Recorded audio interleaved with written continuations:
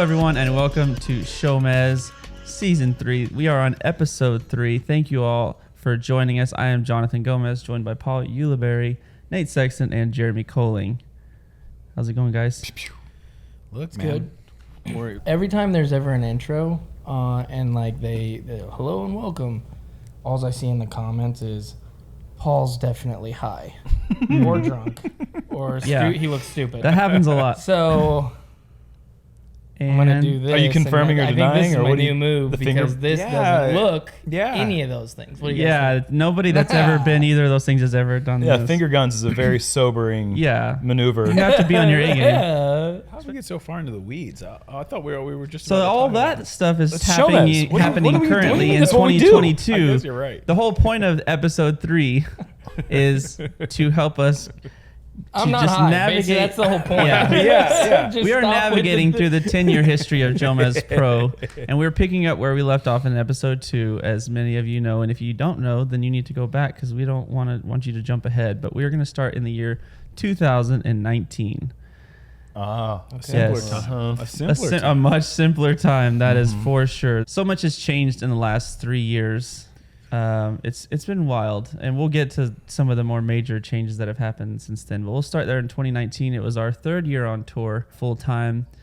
We started the year off in Las Vegas at the Las Vegas Challenge, and something I wanted to point attention to was one of my favorite things that we've started doing as a crew together is like the beginning of the year, like intro video, hype video, whatever you want to call it. And this particular one was called "What Happens in Vegas," if you remember. Is this the action movie one? No, This is my favorite one. This is This Jomez. is you walking down that one. Vegas. Yes. Yes. The Vegas. city. Oh, what a city on the green screen, and then That was so good. you're just like tossing the casual follow flight off to the thing, and then you walk up and Jerm's like, "Nate, what are you doing?" He's like, "Oh, you were doing commentary?" He's like, "Yeah, he's like, "Did you already start?" We're on hole 18. And then the commentary booth is on the fairway outside of Circle 2, and AJ Risley's there, and like Juan did all of the little fake names and all the crazy scores. I think it's an important tidbit to go back just a little bit. The whole point of having the booth on the course came from fan art, right? Remember there was a kid that drew a picture of Nate and I behind a booth on the course, and we were just laughing about the idea of us like actually having a live booth on the course, like actually planted on a hole. As if you weren't already going to be on the course playing anyways. But like I do think over the years there have been a number of comments that I've seen that express some confusion over where and when exactly we are. You know, like I think it's an easy mistake to make. Like say you don't really quite know what you're watching, who we are. Yeah. I could definitely see someone assuming this is live commentary, and then people just go, "When do you record that?" Like I get that question every week. Yeah. When do you guys do 11 p.m. They're like, really? And it's like, answer. well, what other time would it be? You know, like if you really think about it, I mean, we're kind of busy during the day, but yeah, I always thought that was a funny gag to imagine like being in the woods and like, ooh, what a shot. on yourself. Yeah. Nice shot, Nate. So Thanks, Nate. I remember we were driving the RV from San Angelo, Texas, all the way to Vegas because it was the first event. So we just made that drive straight through. I can't even remember how long it was, but it was a long ways, and we hit like this massive snowstorm on the way. Like it was crazy. And I remember when I was one of my shifts of driving, I probably had 2 or 3 shifts just to get there between the 3 of us. And I just remember while I was driving like this, I had no intention of even doing anything like this because we'd never done it before, like a beginning of the year thing. But as I'm driving for like 6-8 hours at a time or whatever, I'm just like, the whole idea is just manifesting itself in my head, and I'm just playing through this whole thing. And by the end of it, like I had it all in my head, but then as soon as we got to Vegas, like early in the morning, I started typing it all out. And I remember I like hit you guys up and I was like, hey, like if you want to come to the course, like I think we got a pretty funny idea here. And it was like the most sloppy thrown together thing ever. Like it was like nowadays we like we want to write everything out. We want to plan stuff out. But this was just like, hey, Nate, do this thing where like you act like you're in the city. And like, you know, it was just like all this stuff. Over the top cheesy. Oh, so yeah. good. So good, It's though. I mean I've watched it perfect. like 1,000 times because I'm like every now and like when I made it I was like so proud of it, and even now and then I look back on it and it's still just as funny to me. Like I still it still lands for me, like the Jomez thing with the little GoPro in the shoe, like all the just all this. We were making that up on the spot. I'm pretty sure. I feel it like was we just did like on the spot, like that day half the script at least changed. Oh yeah. Yeah. With our suggestions being like, oh, wouldn't this be funny if we did this? And then like, it was just the great concept. I think that we saw the potential in what we were doing. And like as a preview video, we knew at that point, the whole audience, the whole disc golf community was waiting to see Jomez action. They've been, yearning. Yeah, this was our 3rd year. We were about to start our 3rd year, and we already knew what it was like to be through at least 1 or now 2 off seasons, and how people, like, there's just such a drought where all we were able to produce was like highlight videos. We weren't producing anything original. We didn't really bank content like we do now. And so it was like just this drought. And even back then, there wasn't as many vloggers. The players weren't doing quite as much back then. So it was like nothing. So I remember when that video came out, it just like opens the floodgates, and then they know that like the next day, like Vegas is starting and like this whole season starts, and you just love reading the comments of all the feedback that comes in. It's just like, it's time to go again. Like all like the gang's all back together. It's like first day of school or something. Everyone's just like coming to see their friends. And what was AJ's nickname in that? Loose cannon. Yeah, loose cannon. No one calls me that. They do now, buddy. Yeah, nice little line. They do now, buddy. That delivery was again, so great. That was just all ad-libbed. Like that part was like, that was so good. Basic concepts were it, and everything else was just like off the top. And we're like, they don't call me that. We're taking up like hole 18's green during a practice day. Like people are coming through. Yeah, hours. We were out there at least a couple hours. Yeah. And there's people having to play through, so we're like, all right, everybody get off the thing and then reset, and it was just like so ridiculous. Like, can we cut? We should cut together just a rehashing of all those skits and like some of the other goofy. Like, remember when we did the stupid flashlights and sang the song? Oh, like at the close. My God, like that was DDO. Yeah. Whenever we did all that stuff in one video, so all our the newer Pop-Tart, all our newer skit. fans can see all this stupid there's intros. Or when me and AJ, we tried to steal. replace our all that stuff. Put USDGC. it all in one little 20-minute. We're like, oh, goofiest goofs. Our fans aren't going that far in the archives. Our newer fans aren't, I would imagine. I got the title for it: Goofiest Goofs Goofing.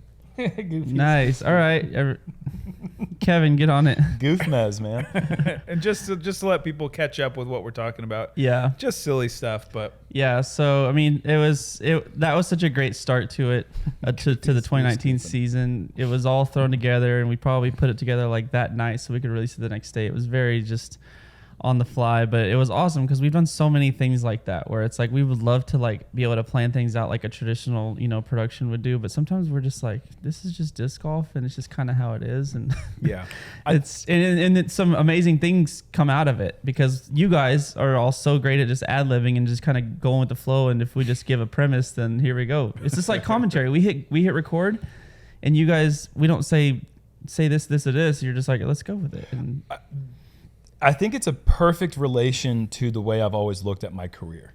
Like I think that I take disc golf very serious, obviously, and we all do. I mean, that's why we're here. Half-assing and goofing around. But in a way, like when people before, yeah, okay, I invented a new shot, guys, and I'm gonna throw it in Europe in a tournament. No, that's it. Seriously, perfect. Because when people ask me that aren't in the disc golf community, what do I do for a living? And I tell them I'm a disc golfer. We've all had that conversation. What? You can do that kind of thing. We've all done it a million times.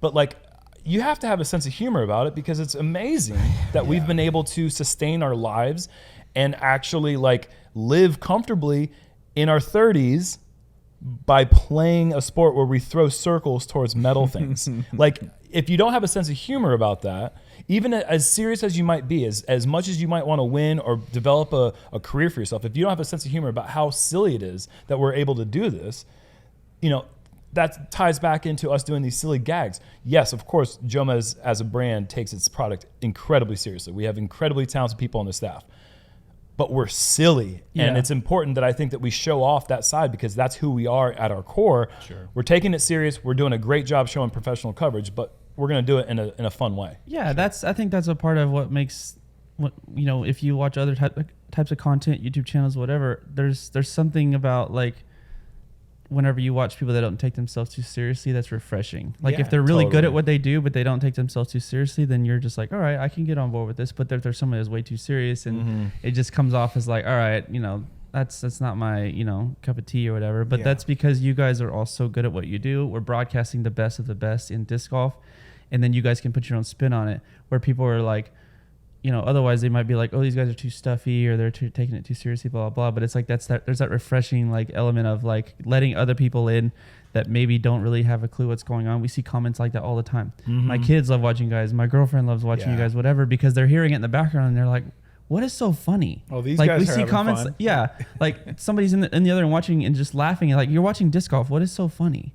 And like we hear comments like that all the time, and it's just because there's those times that you give that there's that comedic relief of just like, even if it's not planned, you're just like on the fly, just making that happen. And so that's what I think is we just have like just the best fan base and audience for this totally. Because it works so well with just the style that you guys have created. Because we didn't really tell you, we talked about that before in another episode, but we didn't tell you what to say. We just said, hey, you guys are here and you're willing to if you told me what to say, there's no possible way I would remember it. Oh, we've tried scripts. Yeah.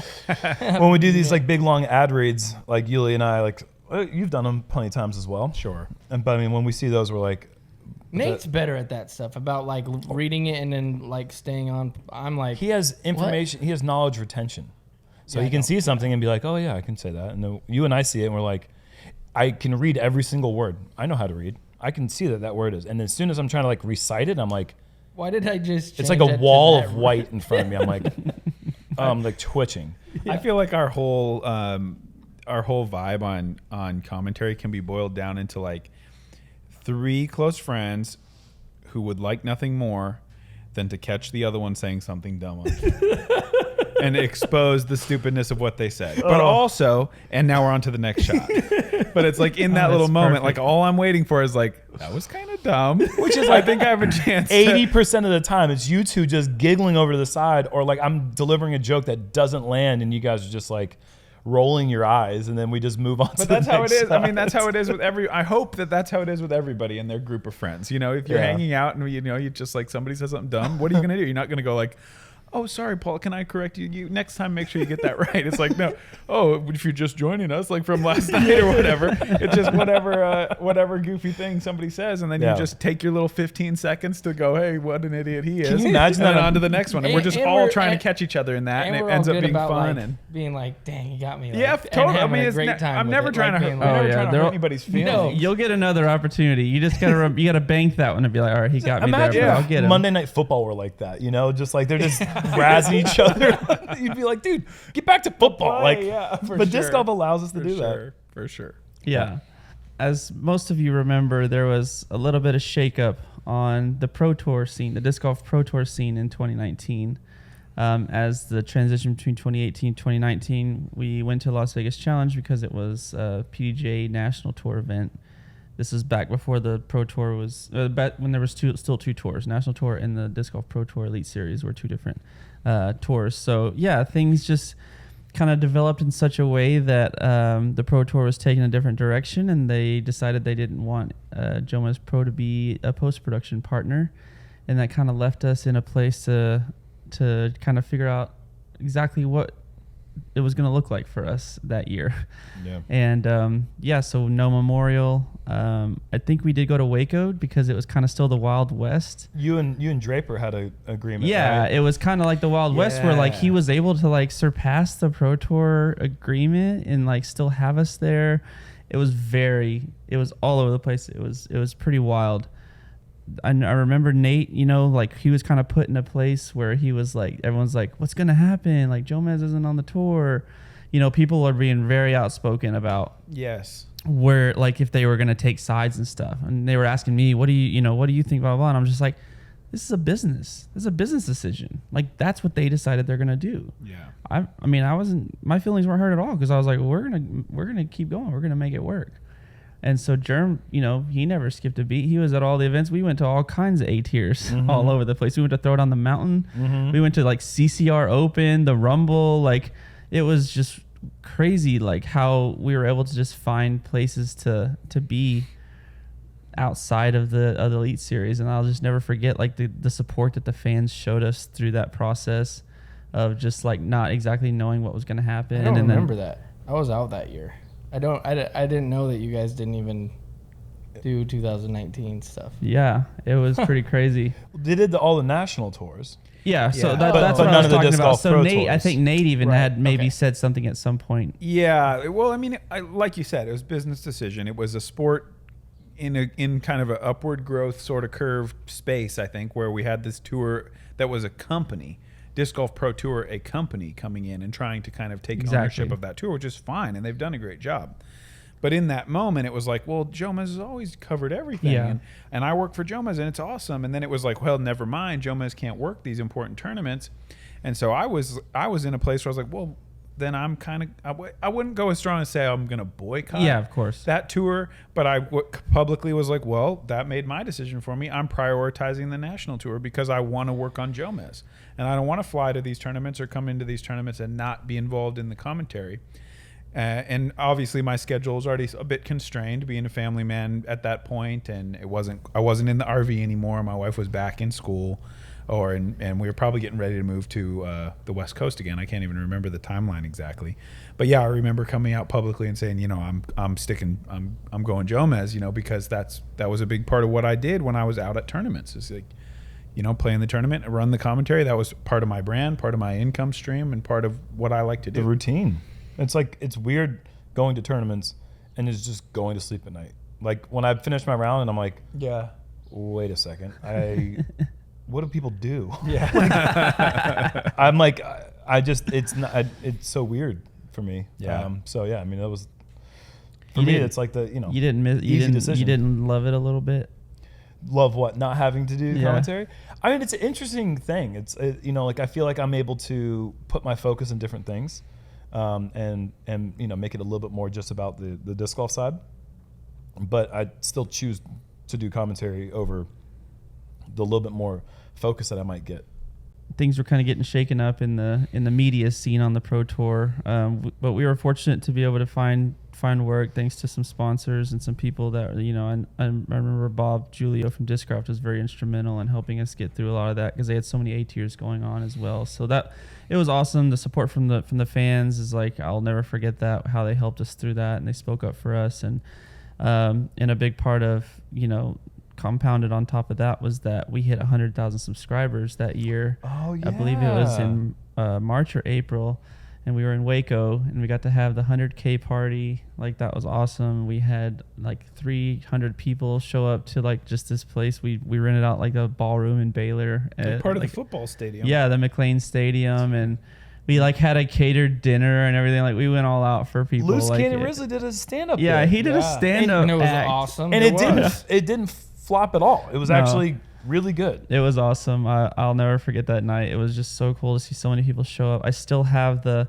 big 100K logo that Juan made, that we had shirts done and everything, and everyone that walked in signed the big poster board thing, and I still have that. Of course, I'll never get The rid of that. basket shaped one, or No, was it it was just shaped like a YouTube button kind of, and it Oh, had like a yeah. play and it said 100K and all that. Yeah. And I still have it, and it has hundreds of signatures on it, and Nice. everyone saying congrats and all this stuff. And I was just like, just that moment of just like how you just feel the love of what people are so appreciative of everything you're doing to the point that like they would show up and and we know that it would have been thousands of people if they could have been there, but this just happened to be like in one place on tour.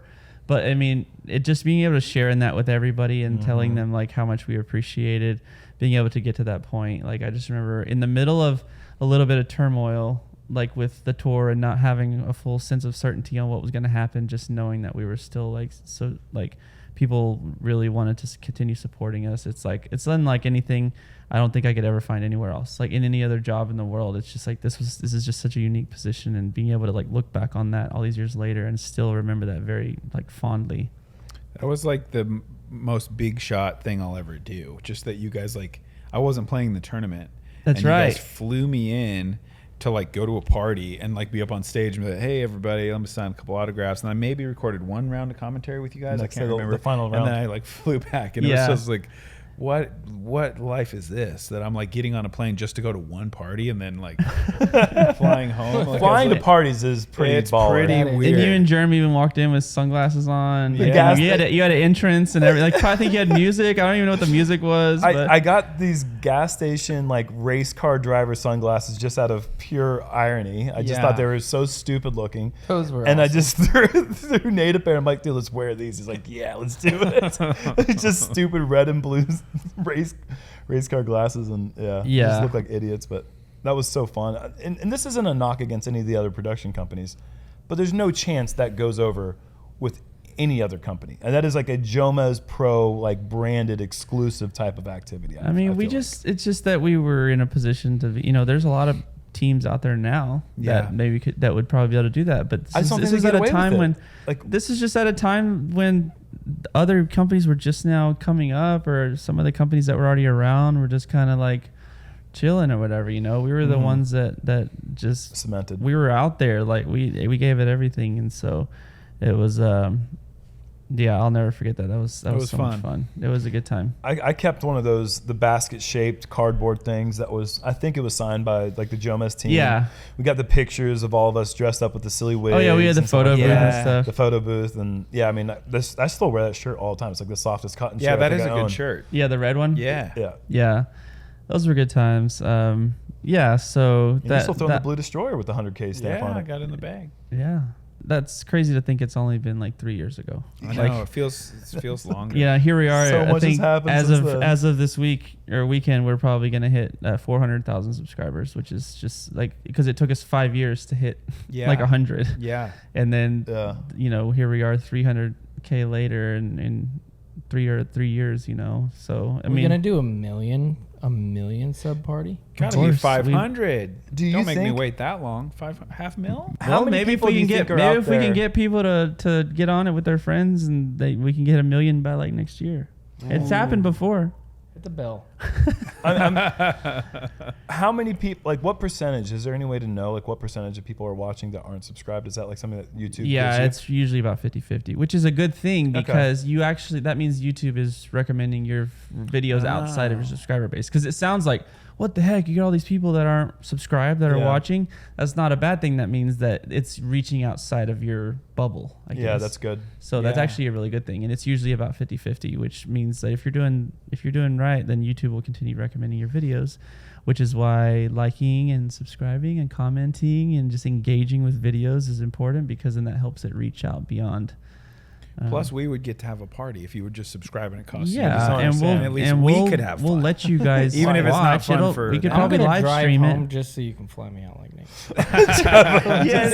Yuli just goes like he drops out of the tournament and goes home just so we have to fly back out. I'm gonna have to fly in. He's like, you're not gonna have it without me, so you got to do it. Yeah, I'm gonna get in a sailboat, so you guys have to come find me. Yeah, send the Coast Guard helicopter rope ladder down from the helicopter. You're just like, trying to get up.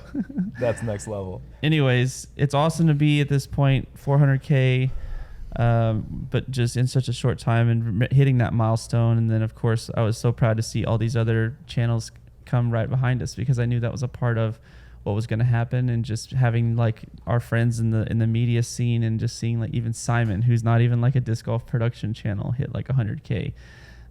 He hit it so quick. Yeah, because I mean, that just goes to show, like, when you're doing something right, people will be supportive of it. And even though subscriber numbers doesn't really translate to much else, even in views or ad revenue and all that, it's just something that it's still like this nice, like, kind of tangible thing that says like. And you get the plaque. Right? Yeah, we had like the silver plaque. We got that. And when's the next plaque? What are you up to? Is it 500 or mil? You have to get to 1 million. Okay. What are you at? I think you're like 50 something, right? 60 something. Pretty good. Okay. What are you at? I actually have probably a decent amount, and I have never posted any disc golf content on my YouTube channel. I just saw do cooking or. I do like a cooking channel. That's actually that's how you started doing your videos. Ads. For the Jomezpro started as a. I was doing like commercials, and I was doing like GoPro reviews. Yeah. I do something similar. You do unboxings. I do ASMR, and I open a lot of toys. That's cool. I have about 4 billion subscribers. That's cool. It's crazy. Those channels. Cool. What about just you? What's your channel? I don't know. Bike reviews. You love bikes. Do I do? Yeah. No, I haven't. I've made 2. I have 2 videos. Okay. I think on my channel, and they've been well received. What did you post? I think one of them's like a putt, very grainy, like this is a birdie putt filmed by somebody, yeah, and like a 12-second video. And you shared that? You're like, I don't remember. Posted it to his YouTube channel. It was a long time ago. And then the other one is like a video that Thomas helped me make. That's like, how far can I actually throw? I do remember that. Yeah, that was a couple years ago. Where How I many ripped 10 views? I don't know, dude. I mean, well, now there's about to be a lot more. Everyone go search Jeremy Koling. I have a bunch of dunk videos. You're already subscribed to Uli's. We know that. Is sick. You need to go on his and start commenting and say, who else is here in 2022? Just say that. Yeah. I remember all the comments on mine are like, well, you release a video every 5 years, so I can't wait to see what you do next. And so, yeah, I have to do something big. I'm going to have to do something big for whenever that is. 2 or 3 years from now, I probably have to plan that. And maybe just like, I don't know. Could be like what retirement's like. That's what the next video is going to be about. It could be like I don't know, like a big drive, and then just kind of walking up there talking. These ideas are great. Yeah, maybe like revolutionary stuff. Yeah, leave some comments down in the bottom. Like a big drive, walk to it. Like a medium. Well, like let's be fair, medium drive. Let's give Nate some suggestions on some real winner and I ideas. have 2 iPhones at my disposal, and one little tripod that's about this tall. So keep that in mind. I have flashlights, if that would help. And lamps that you can take the shades off. But I only have one. Well, but I'm a one-man crew, so don't ask for anything moving. I can have the one steady shot, and I can do one selfie thing. Yeah, and I can set up the flashlight. Like I could tape flashlights to like a tree, or I'm willing to do that kind of stuff if people have good ideas. You got a sweet new spot, man. You got to do a MTV Cribs. Yeah, with the sauna coming with up. 2 iPhones and the dude. Just follow along with a little stable cam. People love that. People love. When are you guys doing cribs on your channels then? Yeah, you could do a trailer. People love the trailer walkthroughs. I want to keep mine like the RV walkthroughs. Kind of like a personal. Yeah, but you guys really want me to go do a cribs. I didn't know how you felt about it. For me, I spent time doing videos with Uli during the off season, not this last year, but the year before. And we went to this. It was 30 degrees outside. We went to this little park with a triple rim, no give basketball goal, and we shot 3-pointers for like a couple hours, trying to see how many we could make in a row. And you made $1 million in a row. I made 8 in a row as soon as I started. And I was like, I can't be stopped. And I got like a line drive shot. It's not a great shot, but I was just nailing these shots. I was so excited because the whole point of the video is we're gonna call out Paul Macbeth. We're gonna be like, hey Paul, what you got?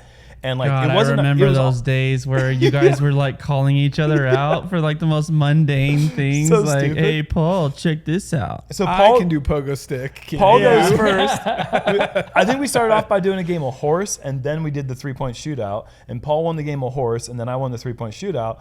And it was like, I was so excited to share that video, and then it just got lost. Oh, here's this shared. Is the sad part about it. Okay? That video was posted. And it was posted to my Patreon channel. And you aren't a Patreon, so you do not get to see it. Oh. You told me it was lost in the hard drive. I was never going to tell you. Wow. But now you know. And now you know how to go be able to see it. You can see it. It's behind a paywall. You cheap. You lied to me. You said it was lost on a hard drive. You're a cheap friend. You are so cheap. It looks so bad. I love it. You're a liar and I'm cheap. That's fair. That was perfect. Yeah. What does it say? Yeah, who's worse? What does it say about how good Macbeth was playing that people were bothering to make videos like, look how smoothly I can shuffle cards, bro. What do you got? Like, I can do a lot. I got other skills too. So okay, maybe I'm better than you. In a way, what just happened, what was just revealed, reminds me of one other thing you did towards me that you were never going to tell me about. And I found out in the most unnatural way.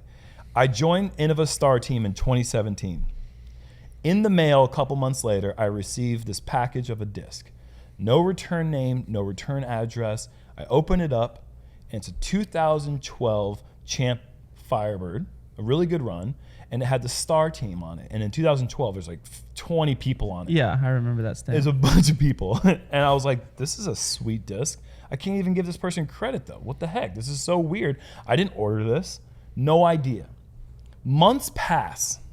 This guy messages me randomly and says, hey, man, I want to see if I could buy that Firebird back. And I'm like, at this point, I have no idea what he's talking about because it was months ago. And I'm like, you're going to have to elaborate. It's like the Star Firebird or the Star Team Firebird. I'm like, oh, yeah, you're the guy. Okay, yeah, thanks. I appreciate that. I really like that. He's like, I'll buy it back for $100. And I'm like, what? And he's like, yeah, Uli bought it from me for $75.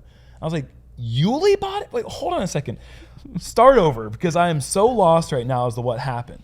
So I call Uli and I'm like, dude, this guy's talking about you bought a Firebird from him, but then he sent it to me and I never got a return address. What is going on? Is Paul's like, just like, oh yeah, I wanted to send it to you to remind you that I was on Star Team before you were. That's literally the entire point of this. But he never confessed the story to me. It was just this most ominous, like cryptic message that he got to troll me in a way that he never even got to like live that moment in front of me just months and months later, just naturally just like, oh yeah, I beat you to it.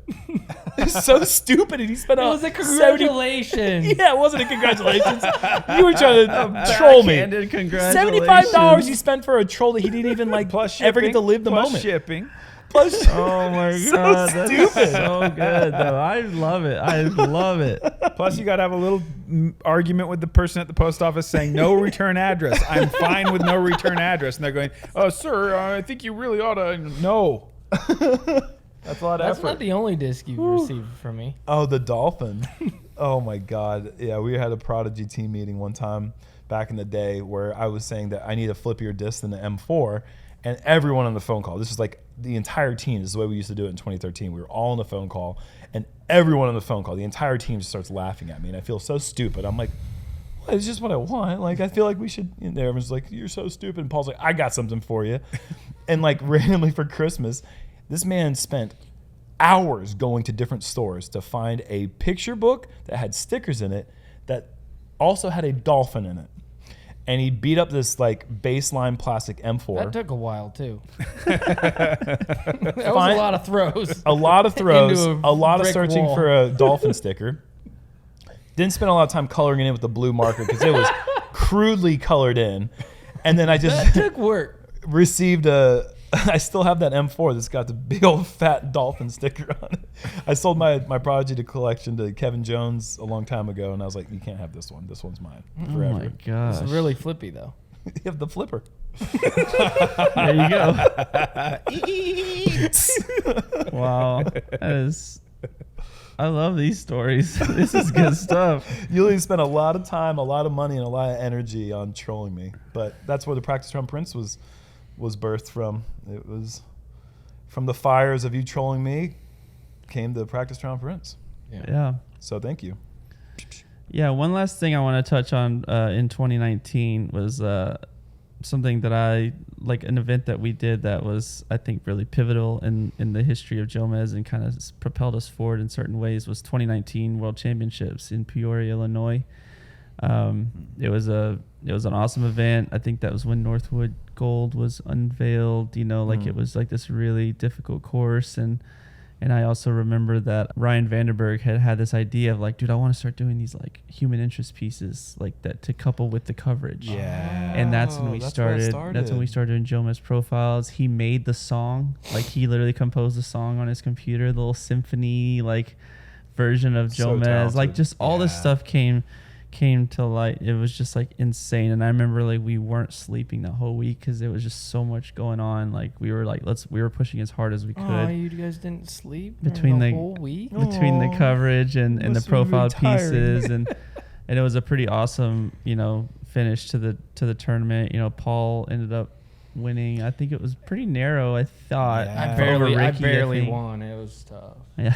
Yeah, I feel like wasn't that the one where Rick like hit a little medal from like 250 feet? Yeah, on the it was last like hole? it was like to Oh, tie it or yeah. something. At Almost Eureka. Yeah. forced the playoff. Almost threw it in for a deuce. Yeah, he shot 1,100 rated round to finish. To close it. Mhm. Yeah. Yeah, that was Yeah. a wild year, but I just remember shortly after, I don't know what happened, lightning strikes or whatever makes a video go viral, but that was when we got our first million view video.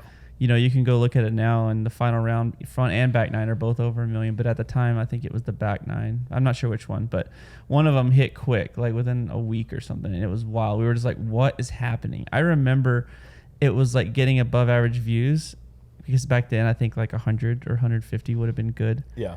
And then like after a day, it was like 200, and then it'd be like 300. It'd be like, what's happening? And I remember like I would, at some point when it finally just fully skyrocketed, I would load it, and I would like 10 minutes later, I would load it and it'd have like another 50,000 views in like 10 more minutes. And it was just like, what is going on? All the comments are like, I don't know what. Thank you, YouTube, for bringing me here. You know, like some of them were like, "What the heck is this? I don't know why am I watching this." And all. It's like, who comments on videos because they get mad that YouTube recommends them a video? But you that's clicked just on it, helping idiot. the engagement. That's what's crazy. You're clicking and you're commenting, and it's just helping the cause. But I just remember just thinking how incredible that was. Just being like, I cannot believe we got a video with 1 million views on it, like for disc golf.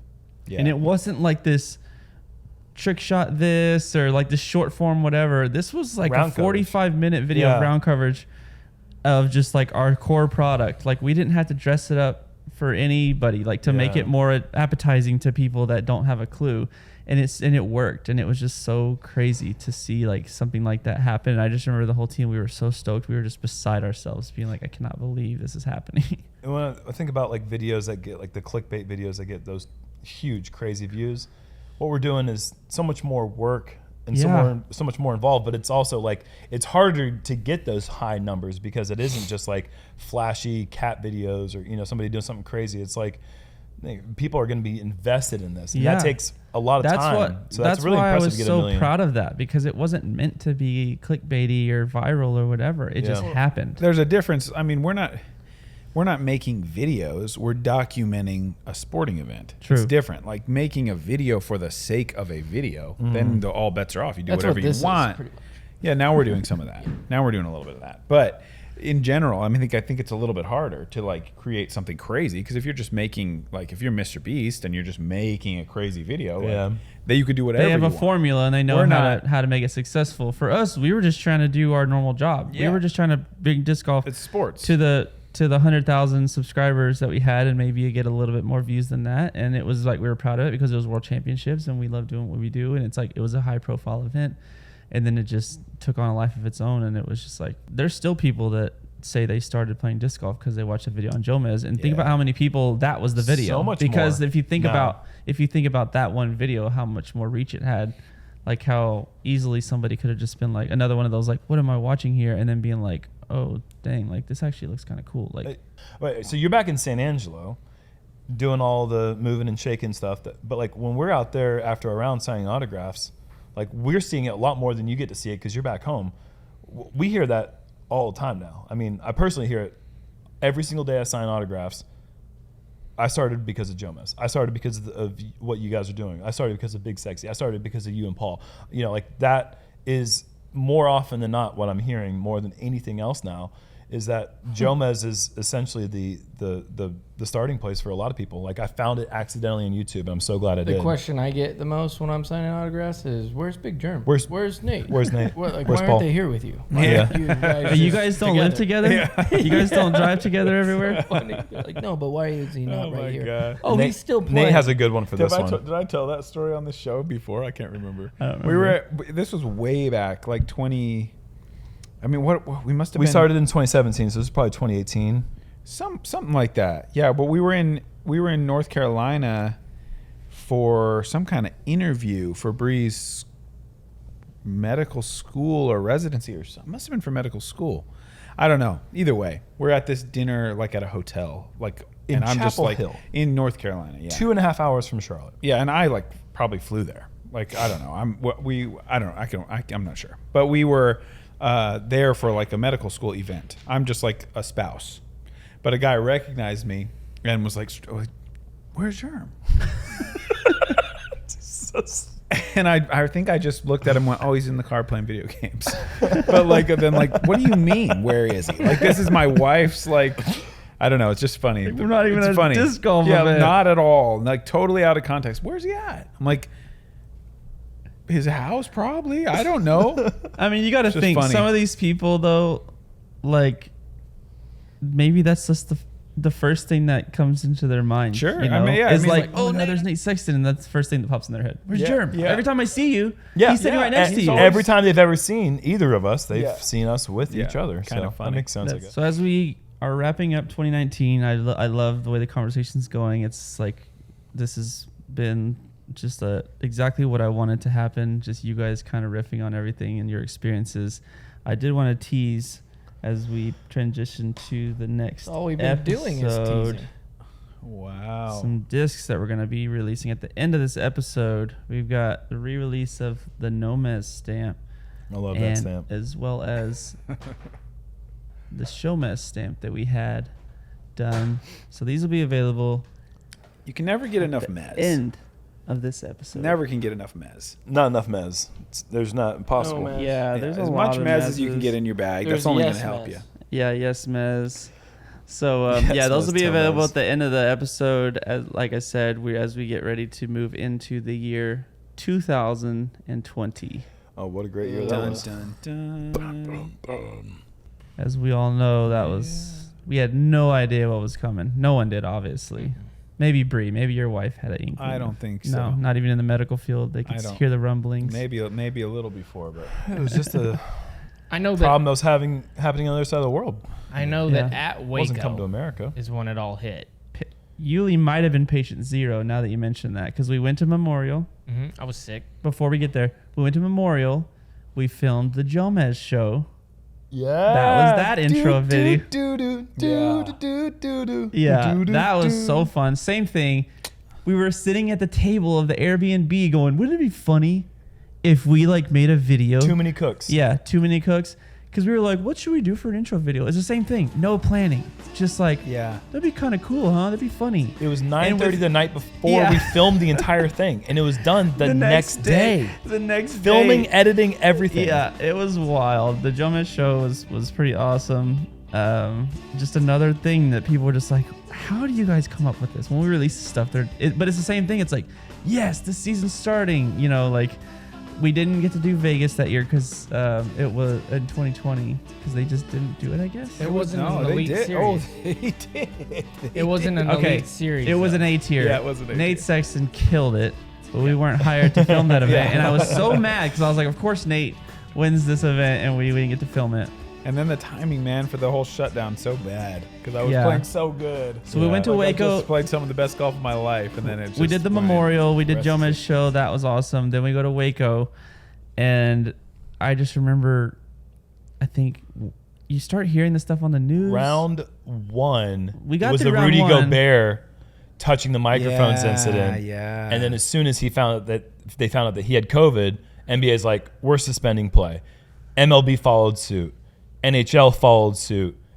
PGA Tour followed suit. And it was just like, oh my God, like, Who are we? like now? disc golf, we're small enough. This isn't going to affect us, right, guys? And it was like, PDJ followed suit. You have one more round tomorrow. That's it. Yeah. So we had one more round. It was round two because round one, we got through round one. Yuli's sick. We don't even know what COVID is. This guy might be the guy that brought it. I don't know. Well, Yeah. it could have been because I was living in Seattle at the time. That's right. And that was the first place in America that got hit. Yeah, my ex was working a half mile from where the outbreak happened, and I think it was like a old folks home or something like that where it actually I happened. can remember some of that. Half hour from there, she got sick for like 2 months, and we didn't know what it was. She went to the doctor. Everyone and they're just like, thinks it's a flu back then because you're just like, yeah, oh, they're you're like, sick. you got some sort of virus, like whatever. And then I got it, and I was sick forever, even going into Waco, but we had no idea what it was. You know what I mean? Yeah, for all we knew, it was wombat fever like Jerm had in Australia a few years prior. That was so bad. But anyways, so I remember That was so Yuli's sick bad. that time, but we're all still working. The second round, it was the wildest experience up to that point that I think I'd ever had. We were all there, and I remember it being so crazy that they said no one that's not essential to the tournament, players, media, staff, are allowed inside the gates. It just so happened that we were at a place that had a gate around it because not every course that we go to that's even the case, almost never. Oh, that's and right. Waco has that gate around the Brazos East Park. There's a full-on gate all the way around it that we play inside. and they told people that they had to stay outside. They could not come in. And there's footage I remember of people just lining up along the fairways on the outside of the gate.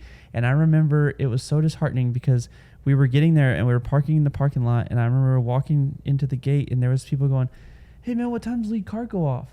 Because they had no clue. Yeah. Because this was all just like information coming through the Pro Tours like channels and stuff. And this wasn't common knowledge if you're not just paying close attention. And there were just people like asking me like, when can I follow the card? What time's it going off? Just like any other day.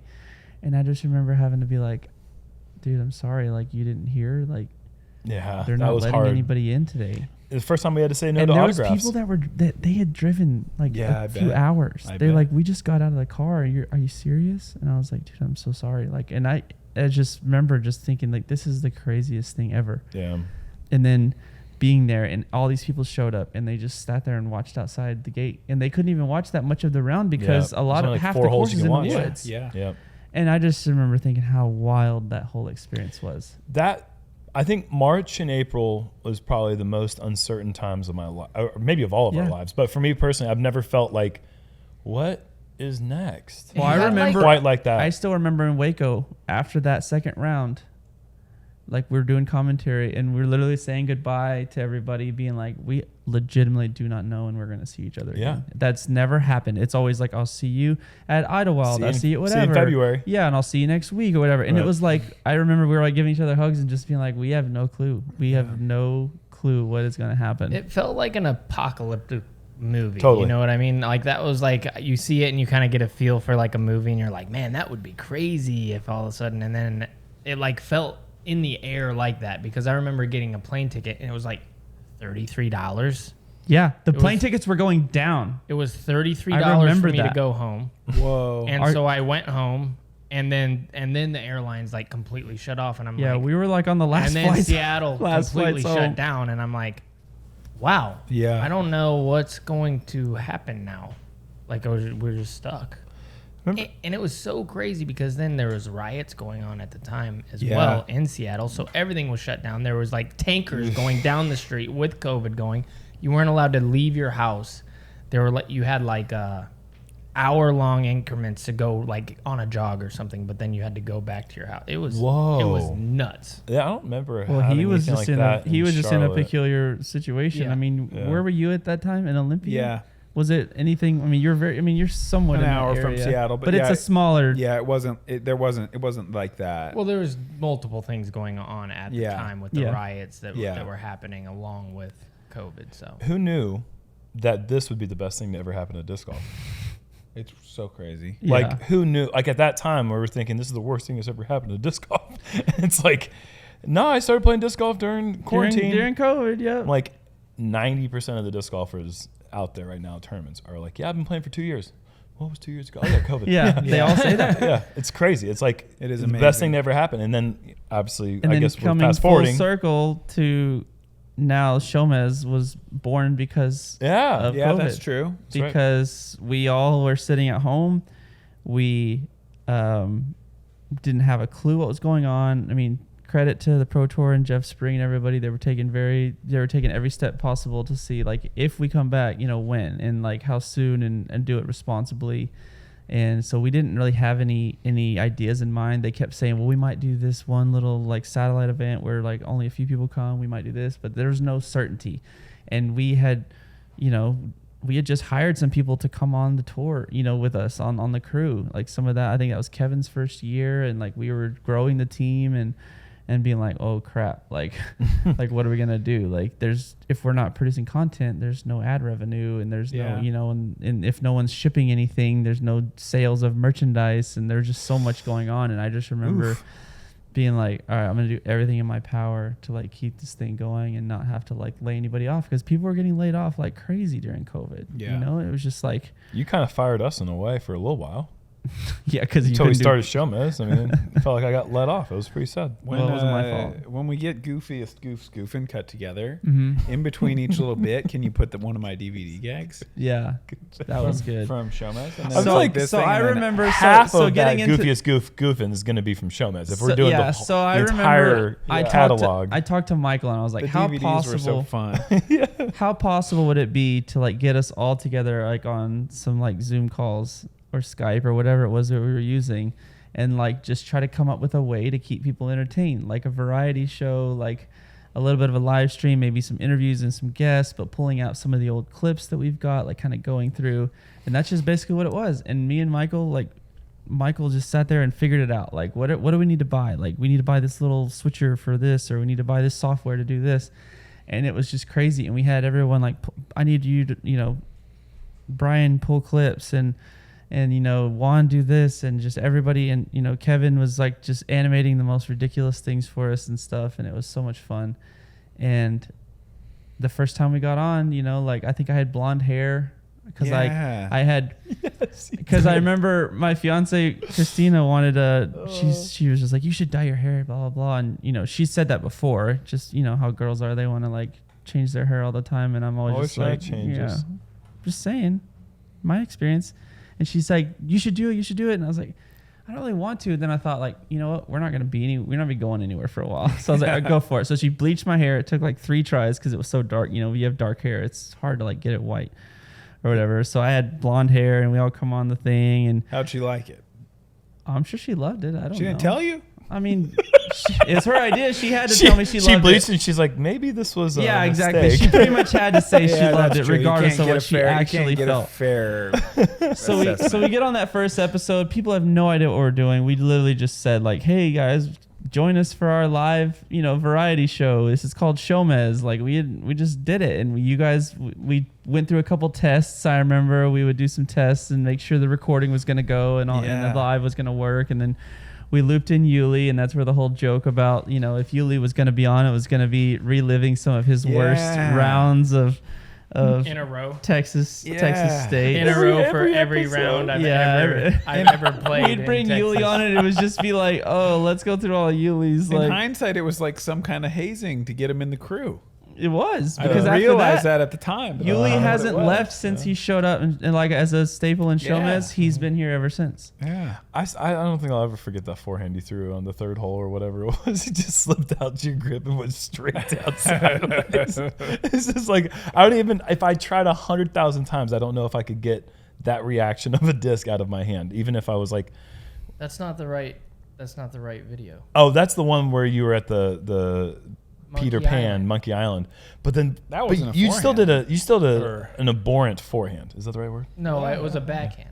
It was a backhand. It was an early. Either way, it was an early. It still was like of all the shanks I've thrown and seen. My head was like this way, and that's what it was. Your head just stopped moving. You just like somehow your arm kept going, but your head stopped, and it just came out sideways. And it just every time I see it, it just cracks me up. You remember reacting to the fan submitted fails? Yeah. Oh, dude, everyone loved fails, and awesome. We had so many. It was impossible to show them all. I want to do that more. We would just show the fails. People loved them, and then Michael. I think Kevin made the little animation of Michael coming and going, "Oh boy, oh boy." Yeah, that was awesome.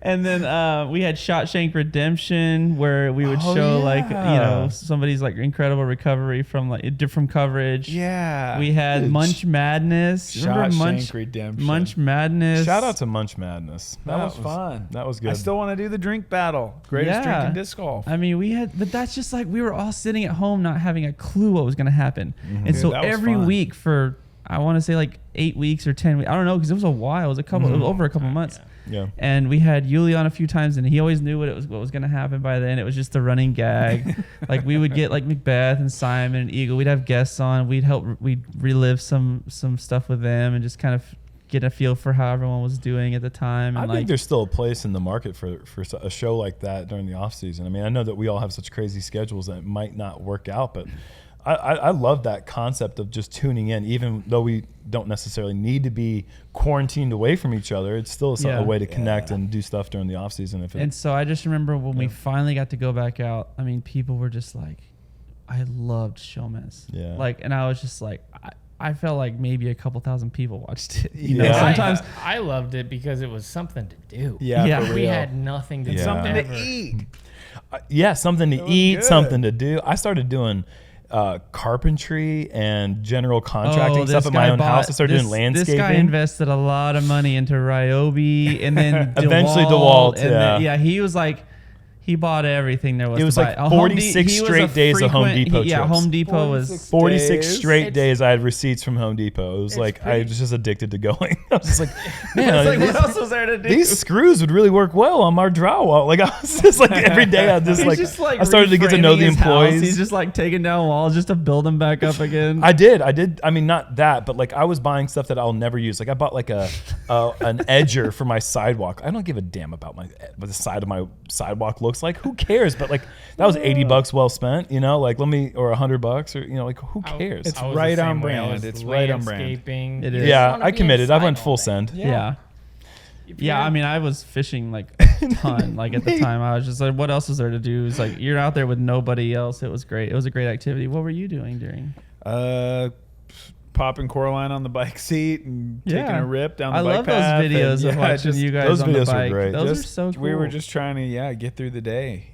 Just go. Jerm is to, at Home Depot. He's not supposed to be going anywhere. I wasn't but he's going half-assing. to Home Depot every day. That's why Nate's always called me. You're a full ass. Yeah, he's you a only full know how to be a ass. full ass with everything you do. if he gets Yeah. into Never something, half-ass anything. If he gets into something, there's no accessory left unturned. Oh, board untried. games. This guy in board games. And What was that the I game? I mean, I appreciate. What was about the him if game he's- where he used the cricket, which is another obsession that he had? Carcassonne. Yeah. Where he made The little meeples. he would put stickers on all the guys He's since an they had artist. different colors and He is different an artist. outfits. Let it be known. He is an artist. I like to crafter noon. I like crafter hours. I like wake and make. All those things. Yep. Yeah. Yep. You're on all the hashtags on Instagram and Pinterest and stuff. Yeah. Yeah. I That's came up you. with those 3 names. Some people they might have used those, but those are all in the noggin. And Crafter then- hours. That's pretty smart. And then he keeps every actually single pretty little smart. doodle or every single little trinket that he painted in his garage somewhere. Oh It's my all God! just Yeah, stashed if away. you open the garage, if you don't open it carefully, just things are falling off. But side at of the walls. time, that's what I love about Jerm. At the time, he's like, dude, look at what I made. This is the coolest thing ever. 1 month later, it's like in the corner in a little box. Like, And he's working on something yep, else. he's saying, look Yeah. at what I just He made. stays And it cost, busy. and he's going, dude. It cost $1,500. It was $1,500, but it's pretty. I mean, it is sweet. It's And you're pretty like- neat. And Yeah. I'm kind of like, how yeah, much it's did you sweet, spend on but- cricket and cricket accessories? Like, Oh, well, I mean, if you talk about the vinyls alone, just for the shirt vinyls, I got the Cricut initially just to make stickers because I wanted to have big Jerm stickers that I could just make for people. And then I realized, like, the edge of these things are peeling up and it's just like a waste of time. And I started to get annoyed. I was like, dang it. I thought this would be really cool. And then I realized, oh, wait, I could do the heat transfer for shirts. And that's where it really took off because those vinyls I mean, are $25 a roll even for to the good this stuff. day, there's players out there wearing your shirts. Oh, yeah, Macbeth was wearing my shirt yesterday. Yeah, at the final on D-Glow, he goes, somebody was like, oh, yeah, where'd you get that shirt? Oh, Jerm did it. He goes, I didn't really want the glitter, but he put the glitter That's on what I- it." yeah, I've And been- he I've said that he exact thing He said, many I told times. him to get creative, and maybe I should have specified I didn't want the glitter. when he does my ask him- shirts, he's like, okay, Paul, like, what do we want? And my answer is, Jerm, I do not care.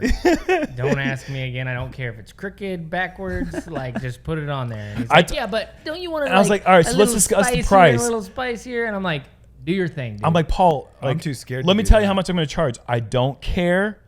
Do my shirts. And I tell him, all right, dude, it's $25 a shirt. And then he paid me $50 a shirt. I was like, what is going on with That this just situation? means don't bother me. Just Yeah, get it seriously, done. I'm I'll paying pay you more to twice stop as much. asking me questions. Exactly. If we're going to go to 2020 Sunset Station, we got to go ahead and give someone some credit here that doesn't necessarily get credit for something that became a thing.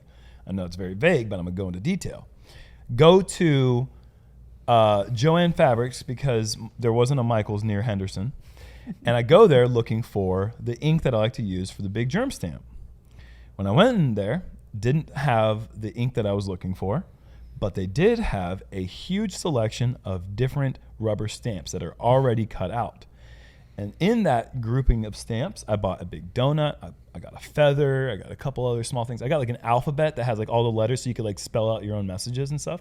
I still haven't used that, but I think it's cool for one day. It's in the garage. But that was where there was a little 4-pack that had French fries, pizza slice, hamburger, and the famous, infamous hot dog. I came back to the hotel, and Nate and Jules and I are hanging out in the hotel room. And I'm showing Nate all these stamps. I'm like, yeah, I'm just going to, do the Big Jerm stamp on some people's, but I'm also going to do the donut and the feather. He's like, dude, stop. Put everything away except for the hot dog. None of those are useful for you anymore. Stamp a hot dog without telling anyone on the bottom of their disc, say nothing, and walk away. And I was like, oh, yeah. Yeah, that's brilliant. And we're just laughing about the idea of it. And I was like, how serious is this going to be? Like, what are we going to do? Day one, practice field, Eric Oakley throws all of his discs except for his main felon right there in his bag. And I was just like, looking around, I'm like literally trembling, nervous. I'm like, is this happening? Is this starting? And I'm like, here we go. Stamp it real quick. And I stamp the bottom of it. And I'm like, that felt so good.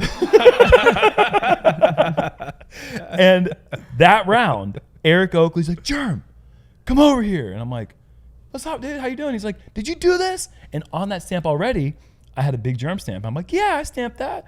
He's like, you stamped the hot dog? And I'm like, hot dog? What are you talking about? So I walk over there, and he's like, you didn't do this. And I'm like, no, what is that? I felt like the greatest actor in the world. Or liar is what they call them. Yeah. Well, okay. I was playing a role of a non-hot dog bandit, so I was acting, and I nailed it. I remember thinking, walking away, I was like, that guy, he is on my side forever now. And he was. He was my biggest advocate forever.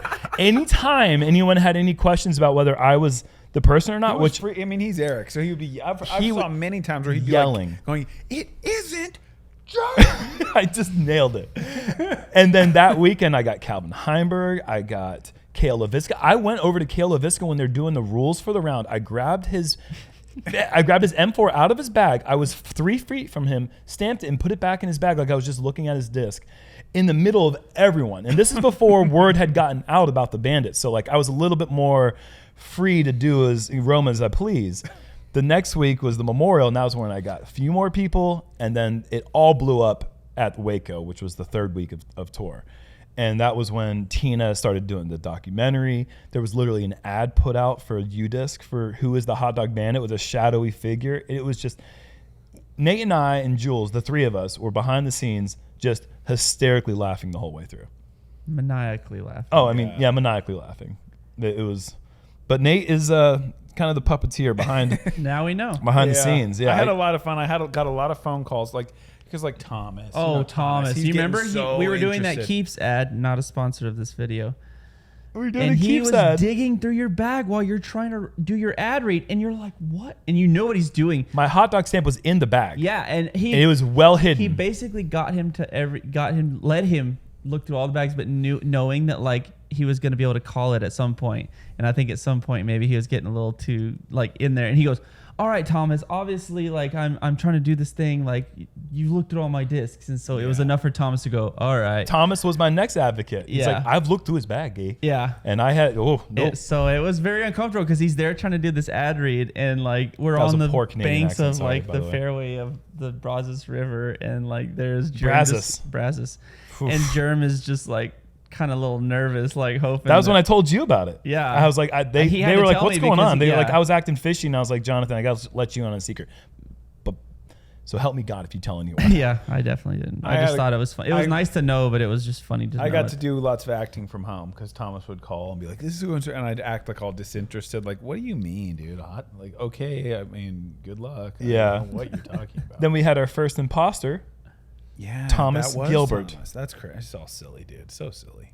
There was, I think, a total of 3 hot dog imposters, and I don't know who the 3rd one was. Everyone wanted a piece of the action. Yep. Yeah, it is. I can imagine it's a thrill. And there was an online Hot Dog Bandit. And that's a thrill. Instagram account, and then they were selling Hot Dog Bandit whale sacks, and they were raising money, and I was like, we're sitting there behind the scenes, like, dude, people are getting a piece of the pie, and it's not us. Like, what the heck is going on here? Like, people are profiting off of these shenanigans. Now you know how like Nike and Disney and all them feel when people keep ripping them off. Yeah, we know exactly. Imitation, sincerest form of flattery.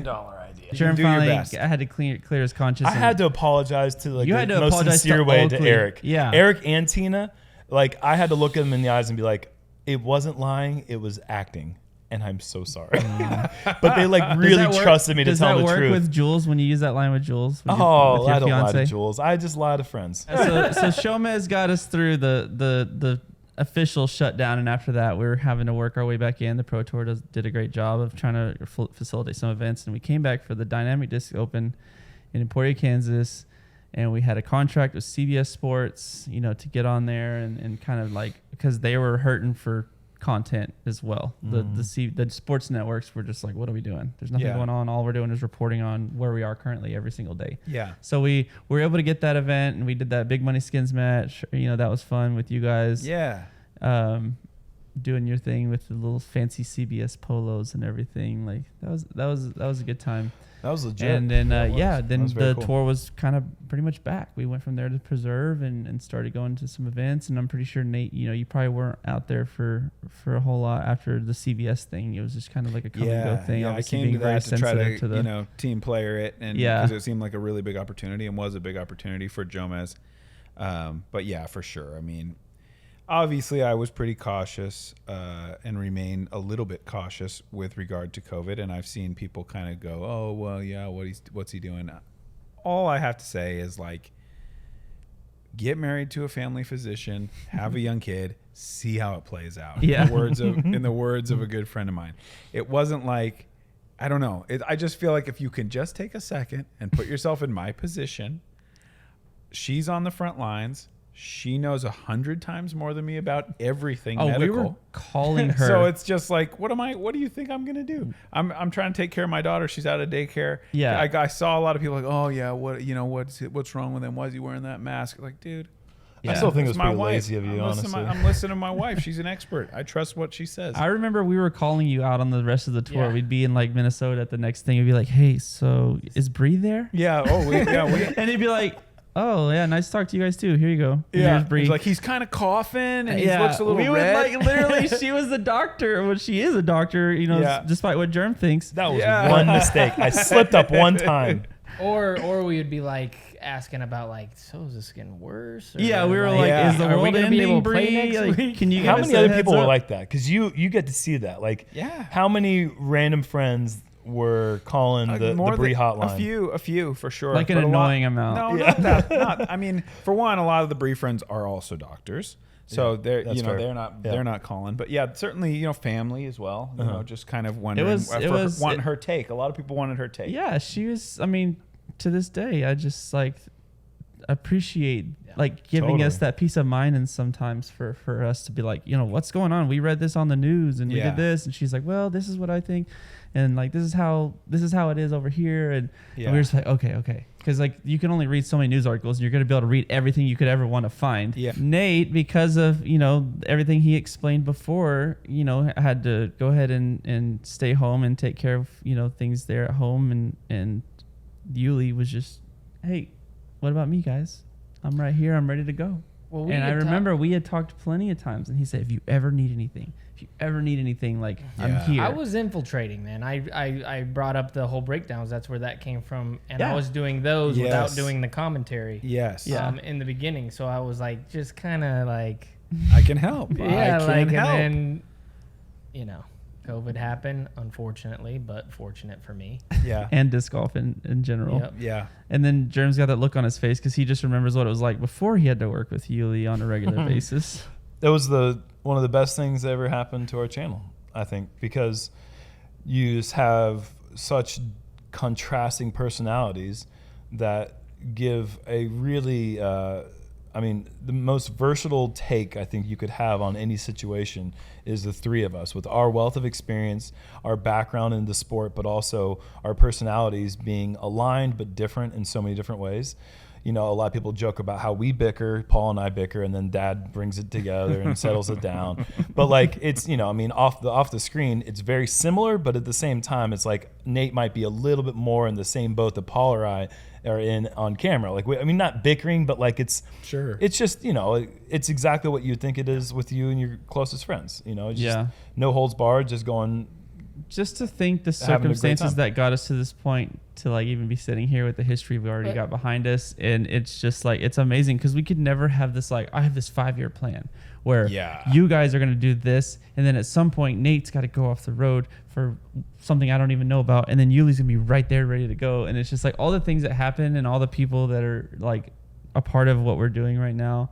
Just to think like how much of it is just happening to us, and we're just like, okay, that sounds good, let's go. Or this is that kind of changed things up, but we're gonna roll right with it. We're not gonna skip a beat because we have a job to do and we love what we're doing, and people are just enjoying what we're doing. Just like how everything worked out for the best. Yuli stepped in, became a rock star, took the feedback seriously as best he could, and just honed his craft. And now we have things like the Gazelle.